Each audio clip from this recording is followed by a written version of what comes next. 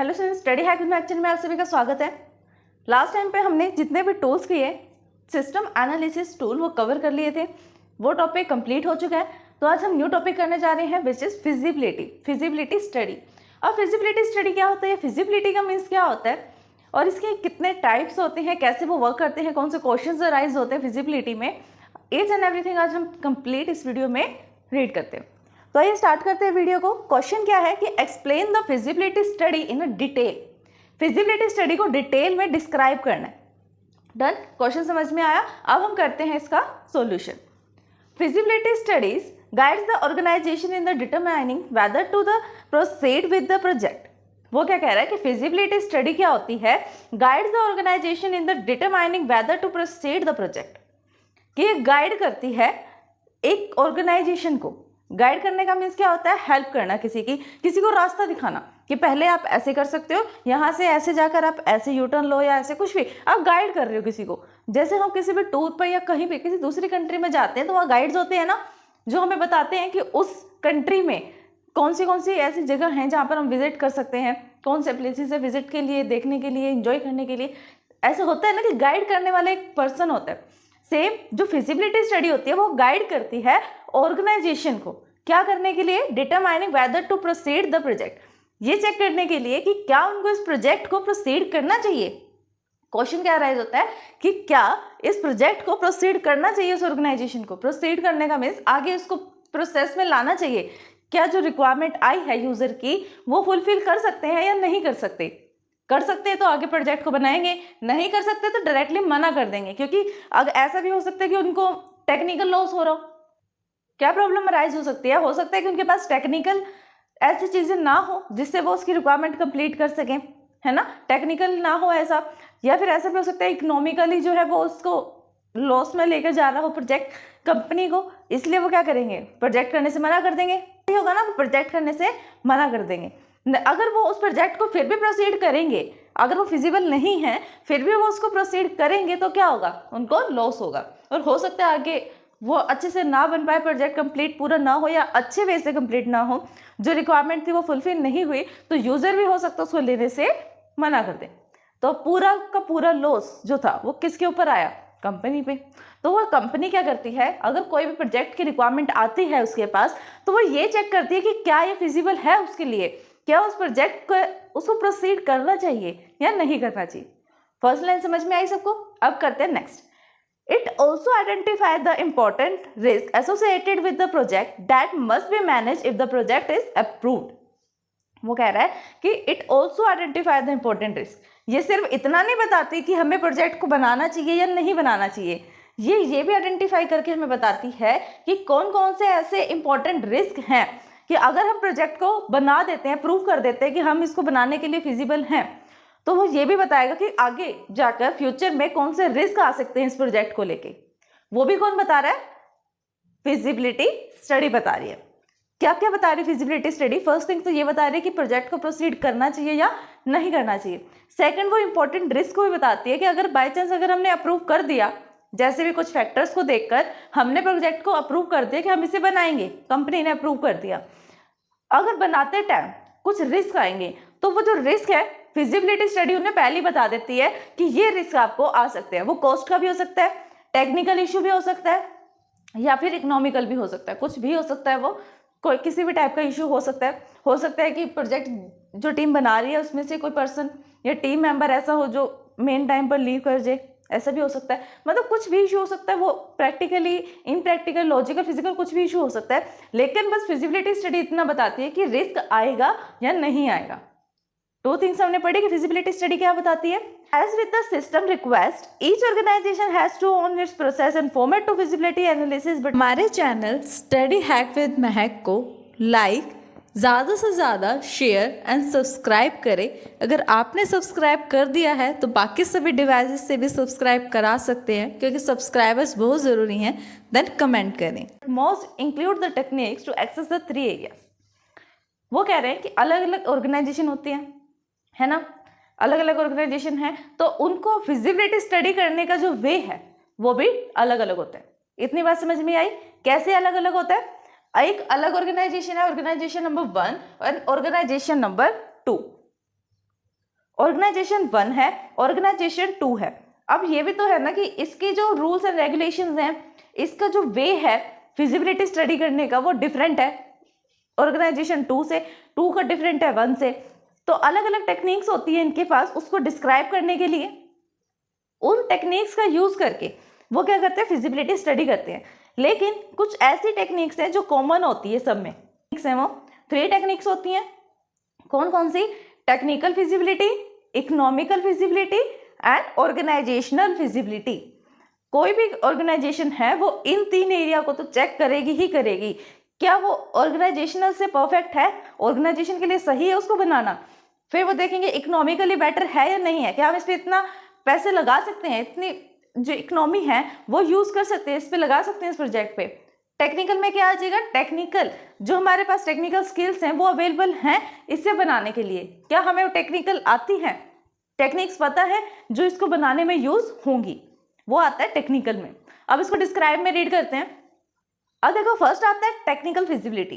Technical feasibility में क्या है, the first technique is the feasibility study. ये सबसे फर्स्ट टेक्निक है जो हम फिजिबिलिटी स्टडी में करते हैं।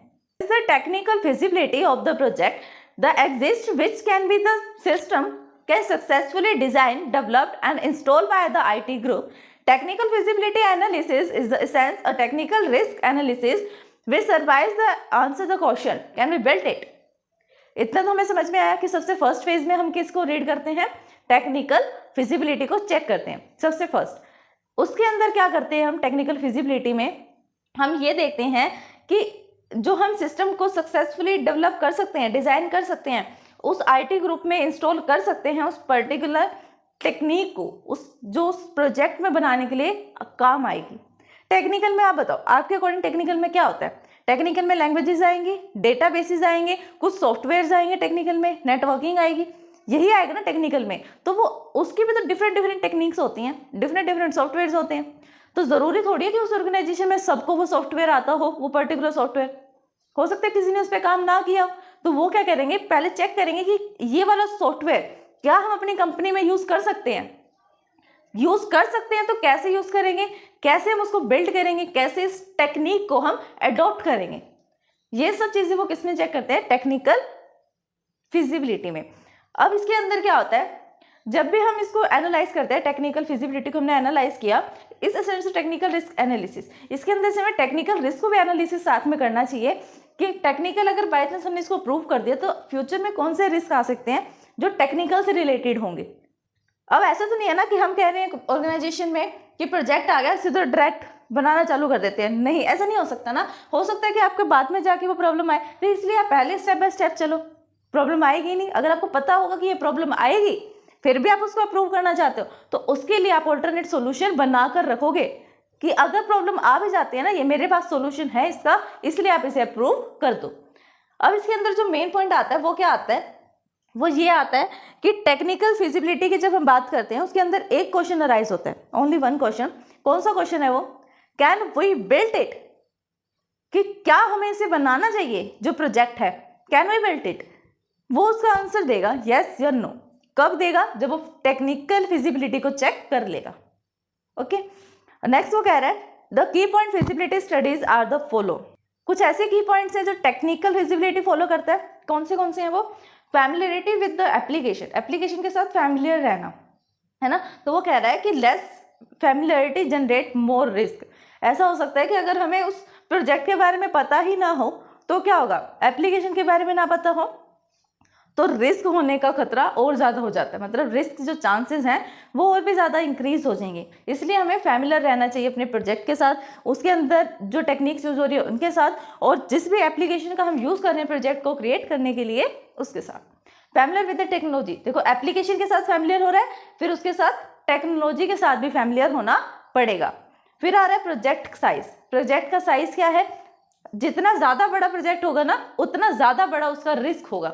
Small project small risk, large project large risk.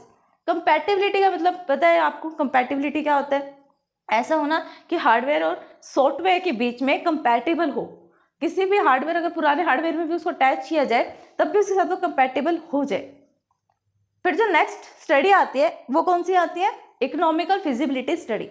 इसके अंदर क्या होता है, ये सेकंड एलिमेंट होता है economical feasibility. The second element of the feasibility analysis to perform an economical feasibility analysis. इसके अंदर इकोनॉमिकल फिजिबिलिटी एनालिसिस करते हैं। इकोनॉमिकल में क्या आता है, मनी से related. This attempts the answer the question should we build it the system. इसके अंदर हम कौन से क्वेश्चन का आंसर फाइंड करने का ट्राई करते हैं। टेक्निकल में तो हम करते हैं कैन वी बिल्ड इट, क्या इसे हमें बनाना चाहिए। इकोनॉमिकल में हम क्या करते हैं, should we build the system, क्या हमें इस सिस्टम को बनाना चाहिए इस सिस्टम को या नहीं, इकोनॉमिकल फिजिबल होगा या नहीं होगा। It determines the identify the cost and benefits. ये कॉस्ट और बेनिफिट्स के बारे में बताता है कि अगर आप इतनी कॉस्ट लगाओगे तो इतना बेनिफिट आपको मिल सकता है, हो सकता है बेनिफिट ना मिले, लॉस हो। तो इसके अंदर इसलिए वो क्वेश्चन पूछ रहा है should we build the system, क्या हमें इस सिस्टम को बनाना चाहिए या नहीं। अब इसके अंदर और क्या काम करता है ये, benefits associated with the system, designing values to them, calculating the future cash flow and measuring the financial worth. ये वही आएगा कि फ्यूचर कैश फ्लो मीन्स वही बेनिफिट्स होंगे या लॉस होंगे, कॉस्ट कितनी लगेगी, वो सब ये चेक करते हैं। इसके अंदर कौन से की पॉइंट्स हैं जो कंसीडर होते हैं, डेवलपमेंट कॉस्ट, सिस्टम को डेवलप करने में या प्रोजेक्ट को बनाने में कितनी कॉस्ट लगेगी, एनुअल ऑपरेटिंग कॉस्ट कितनी लगेगी, मीन्स पूरे साल की थोड़ी थोड़ी कॉस्ट लगती है, वो अलग होती है डेवलपमेंट में कि इस चीज़ में इतनी लगी, सिस्टम मंगाने में इतनी लगी, टेक्निकल में इतनी लगी, टीम मेंबर्स को इतना लगा। लेकिन जो एनुअल ऑपरेटिंग होता है, एनुअल ऑपरेटिंग कॉस्ट, उसमें पूरे साल की एक ही बार जो होती है कॉस्ट वो मेंशन की होती है। एनुअल बेनिफिट्स मतलब पूरे साल में हमें कितने बेनिफिट्स होंगे, कितनी कॉस्ट लगेगी उस पर, वो सब होता है। Tangible benefits and cost, tangible का मतलब होता है कि जो हमें दिख रहे हैं कि इतना कॉस्ट तो लगेगा और इतना बेनिफिट तो होगा ही होगा, वो होता है टेंजेबल, जिसका हमें श्योरिटी हो कि ये होगा ही होगा। फिर आते हैं हम थर्ड पॉइंट, ये है third and last, feasibility study. Organizational feasibility में क्या होता है, the final technique use for the feasibility study is to access the organization feasibility of the system, how well the system utilize will the expected by the user and incorporated into the ongoing operation the organization. इसके अंदर क्या होता है, organisational feasibility में ये check किया जाता है कि जो इस ऑर्गेनाइजेशन ने प्रोजेक्ट्स क्रिएट किए हैं, डेवलप किए हैं, अब तक यूजर्स को या किसी को भी उस सिस्टम को चलाने में कोई प्रॉब्लम तो नहीं आती। प्रॉब्लम आती होगी तो डेवलप नहीं करेंगे, चेक करेंगे कि कोई ऐसा सिस्टम तो नहीं है जो हमने बनाया है, हमारी ऑर्गेनाइजेशन ने डेवलप किया और यूजर को उसे यूज करने में प्रॉब्लम आ रही है ना। कुछ ऐसे इश्यूज तो क्रिएट नहीं हो रहे जो ठीक करने की जरूरत है, उसको सही करने की नीड है, वो चेक किया जाता है इसमें। Into the organization ongoing operation on the organization, कि जो ऑपरेशन चल रहा है उन पे भी सेम प्रोसेस अप्लाई किया जाता है।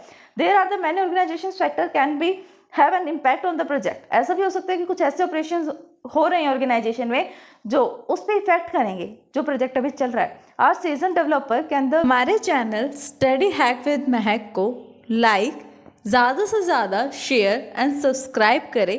अगर आपने सब्सक्राइब कर दिया है तो बाकी सभी डिवाइसेस से भी सब्सक्राइब करा सकते हैं, क्योंकि सब्सक्राइबर्स बहुत ज़रूरी हैं। देन कमेंट करें। Organization feasibility can be the most difficult feasibility dimension to access. In essence, to organization feasibility study attempt to the question of the answer. इसमें हम कौन से क्वेश्चन का आंसर फाइंड करते हैं, if we built it they will come. Question देखो क्या बोल रहा है वो, इफ वी बिल्ट इट, कि क्या हम इसे बना दें, can they come. If we built it, इसका मतलब क्या है कि हम इसे अगर बना देंगे तो क्या ये वापस आएगा, वापस का मीन्स क्या है, बेनिफिट मिलेगा हमें। हमने इस पर कॉस्ट लगा दी, बना रहे हैं, इसका मतलब कॉस्ट लगा दी, क्या वो कॉस्ट कंप्लीट होकर हमें वापस मिलेगी एज अ बेनिफिट, वो देखते हैं। इसी क्वेश्चन का आंसर हम फाइंड करते हैं ऑर्गेनाइजेशनल फिजिबिलिटी में। अब इसके की पॉइंट्स क्या हैं, stakeholders analysis, stakeholders जो होते हैं उनको एनालाइज करते हैं। How will the goal the project align with the business objectives, कैसे एक कोई भी गोल है प्रोजेक्ट का वो कैसे बिजनेस का गोल बन जाता है, वो चेक करते हैं। फिर देख, ये कुछ की पॉइंट्स ऐसे आप इंपॉर्टेंस भी बोल सकते हो और एडवांटेजेस भी बोल सकते हो।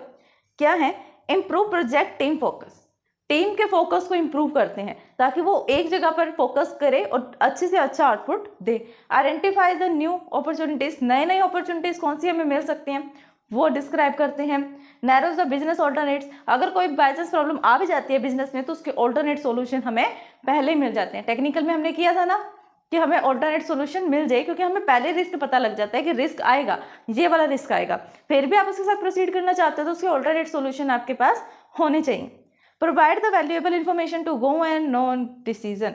एक ऐसा वैल्यूएबल इंफॉर्मेशन होनी चाहिए जिससे आप इस डिसीजन पे पहुंच सको कि आपको करना है या नहीं करना है। Identify a valid reason to undertake the project.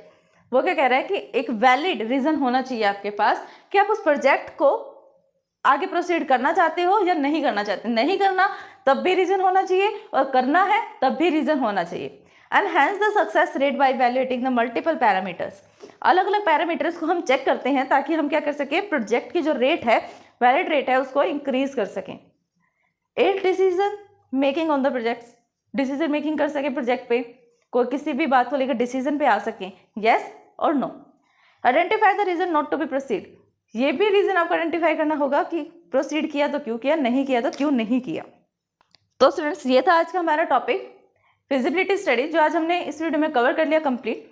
अगर इस वीडियो को समझने में आपको कोई भी डाउट आता है देन आप हमें कमेंट कर सकते हैं। Thanks for watching my video.